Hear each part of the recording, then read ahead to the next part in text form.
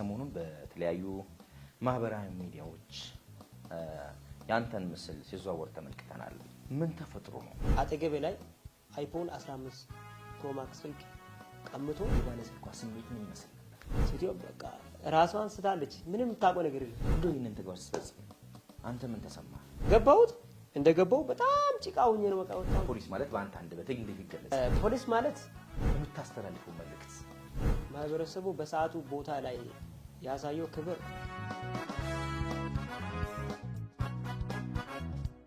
ሰላም ጤና ይስጥልኝ። እንዴት ከርማችኋል? የተወደዳችሁና የተከበራችሁ የኖቾ መልቲ ሚዲያ ፕሮግራም ተከታታዮች፣ ይህ ጌጣችን ፕሮግራማችን ነው።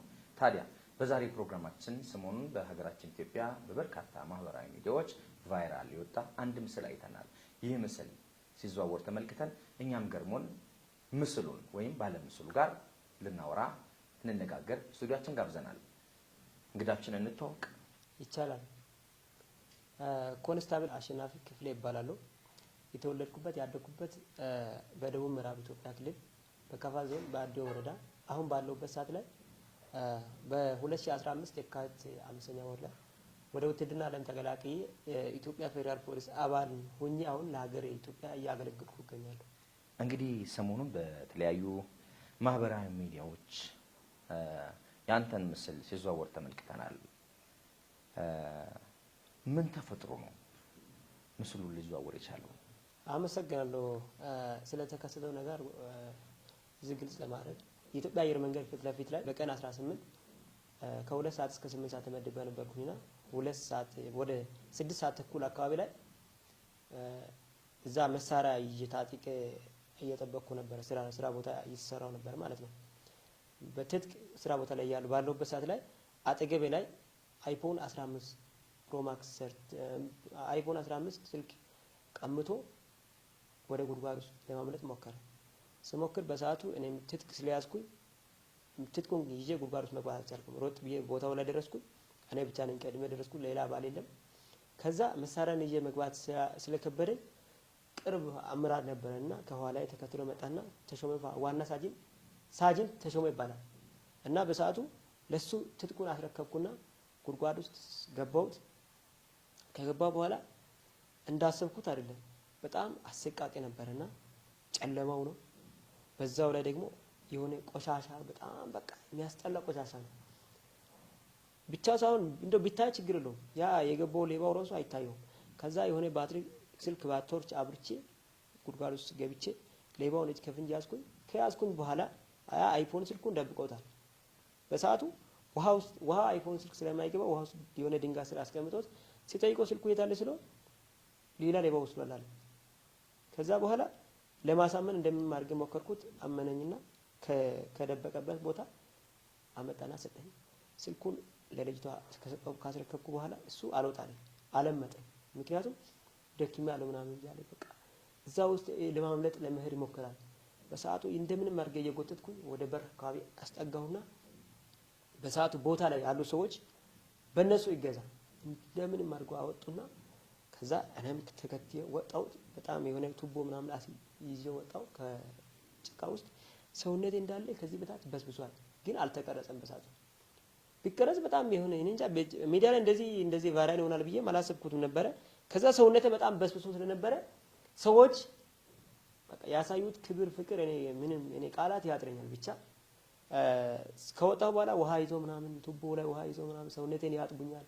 የኔ ልጅ ጀግና ምናምን እያሉ በቃ ከምንም በላይ እዛ ቦታ ላይ ያሉ ሰዎች ይሄ ቪዲዮ ከደረሰ በጣም የላቀ ክብርና ምስጋና አለኝ። ምክንያቱም በጣም በቃ እኔ ጀግና እያሉ ወኔና ጀግነትን ያስታጠቁኝ። በጣም ኮራሁበት። በቃ ቀብረር ያልኩበት በጣም ምንም አላዘንኩበትም፣ ኮራሁ ነው ያልኩት በቃ። ምክንያቱም እንደዚህ ክብር ሲያሞግሱኝ ምናምን በጣም ደስ አለኝ እና በሰዓቱ አውጥቼ ከዛ አዲስ አበባ ፖሊስ ነበረ። ሲንገባ የለም፣ አዲስ አበባ ፖሊስ የለም። ስወጣ እንደ ጥምቀተ ባህር ሆኖ ነው ያየሁት። ማለት ዙሪያው ተከቧል በሰዎች ምናምን። ከዛ አዲስ አበባ ፖሊስ በሰዓቱ ነበረ። ለአዲስ አበባ ፖሊስ የሚመለከተው አመራር ከቅርብ አመራሮች ጋር አስረክበ ነው እዛው ቀጥሏል። ክስ ምናምን መስርታለች፣ በዛው ጸና። ከኔ በቃ አለቀ። በሰዓቱ እኔም ፎቶ በቃ ሶሻል ሚዲያ ያዛው እንደዚህ ቫይራል ሊሆን ይችላል። ይሄ ነው ያለው ነገር። በጣም የሚገርም ነው። በጣም ለህይወት ሳሳሳ የፖሊስነት ክብርን የሚመጥን ተግባር ነውና የሰራው በጣም የሚያኮራል፣ ልትመሰገን ይገባል። እንደው ይህንን ተግባር ስትፈጽም አንተ ምን ተሰማ? በቃ ወኔና ጀግነት ነው የታጠቅኩት አልኩኝ እኮ በቃ በጣም ኮራው አልኩኝ እኮ በቃ። ምክንያቱም ይሄ ነገር አልተለመደም ከዚህ በፊት። ጉድጓድ ውስጥ ስትገባ ቁርጠኝነት ያስፈልጋል። ስትገባ እሞታለሁ ብለህ ነው የምትገባው። ምክንያቱም ድምፅ አልባ ጦሮች መሳሪያዎችን ምናምን ይዛሉ። ለምሳሌ ሳንጃ አይነት ምናምን ጋንግስተሮች ለማዳ ናቸው። ጉድጓድ ውስጥ ሲገቡ ጩቤ ሳንጃ ምናምን ይዘው ነው የሚገቡት፣ ይወጋሉ ከተከተልኳቸው። ምክንያቱም ያውቃሉ አቅጣጫውን ምናምን። በቃ የነሱ ቤት ነው፣ አይፈሩበትም። እነሱ በቃ ስራ ነው፣ የነሱ ስራ መተዳደሪያ ነው። ለኔ ደግሞ አዲስ ነው። እኔ በዛ ሰዓት ሲገባ ግዴታ በቃ ይሄን ነገር ማስመለስ እንዳለብኝ መስዋዕትነት እስከ ህይወት መስዋዕትነት መክፈል እንዳለብኝ ወስኛ አምኜ ነው ገባሁት። ቅርብ አመራርም እንደዚህ ነው አደረገኝ። በቃ ወስኛለሁ። የገጠመውን ነገር በቃ ማለት ግዴታ በቃ መቋጣት ስላለብኝ ገባሁት። እንደገባው በጣም ጭቃ ሆኜ ነው በቃ ወጣሁት። በጣም ታግዬ ነበር። ትግሬ ደግሞ ከምንም በላይ በቃ የጠገብኩት በምስጋና ነው። እና ይሄ ነበር ያለው ነገር። አሸናፊ ጉድጓድ ውስጥ ገብተህ ያንን ስልክ አውጥተህ ለባለ ስልኳ ስትመልስ የባለ ስልኳ ስሜት ምን ይመስል ነበር? እሷ ራሷን አታውቅም። በሰዓቱ ስታለች ማለት አይፎን ስልክ አሁን በጣም ውድ ነው ከዚህ ከኑሮ አንፃር ምናምን። ሴትዮ በቃ ራሷን ስታለች። ምንም የምታውቀው ነገር የለም። በቃ ደንግጣ ቴንኪው ራሷ አላለች። ምንም የምታውቀው ነገር የለም። እግዚአብሔር ነው በቃ ምንም ያሳየችው ነገር የለም። ግን ከምንም በላይ ከሷም ከምንም በላይ የሰዎች ምስጋና በቃ እኔ በቃ ጠገብኩት እኮ ምስጋና አልፈልግም ከሷ። እንግዲህ ብዙ ነገሮችን ስለምስሉ አውርተናል፣ ስለ ተግባር አውርተናልና እንደው ፖሊስ ማለት በአንተ ቋንቋ ፖሊስ ማለት በአንተ አንደበት እንዴት ይገለጻል? ፖሊስ ማለት ሀገር ማለት ነው። በአጭሩ በትንሹ አገላለጽ አንዲት ሀገር ማለት ነው። ምክንያቱም ከ86 እና ከዛ በላይ ብሔሮች ስብስብ ነው እና አንድ መሰረታዊ ፖሊስ መባል የሚችለው ከብሔር፣ ከሃይማኖት፣ ከፖለቲካ ገለልተኛ ሲሆን ብቻ ነው። ይሄ ደግሞ እንደዚህ ሁኜ ለሀገር በማገልገል እኔ በጣም እኮራለሁ። በጣም ወኔና ጀግነት በጣም ይሰማኛል። ኩራት ነው የሚሰማኝ። እንግዲህ ኮንስታብል አሸናፊ በጣም ኢትዮጵያ ታከብራለች፣ ኢትዮጵያ ታመሰግናለች። ጀግና የኢትዮጵያ ልጅ ነህ። እኛም በሚዲያችን ስም ላደረከው ለፈጸምከው ጀብድና ተግባር በዚህ አጋጣሚ እናመሰግናለን። በሚዲያችን ተገኝተህ ቃለ መጠይቅ አድርገህ በፈቃደኝነት በሚዲያችን በመገኘት ቃለ መጠይቅ ስላደረክ እናመሰግናለን። በመጨረሻ ግን የምታስተላልፈው መልእክት ወይም ቀረ የምትለው ሀሳብ ካለ? አመሰግናለሁ። ማህበረሰቡ በሰዓቱ ቦታ ላይ ያሳየው ክብር ደጋግመን እነግሯለሁ።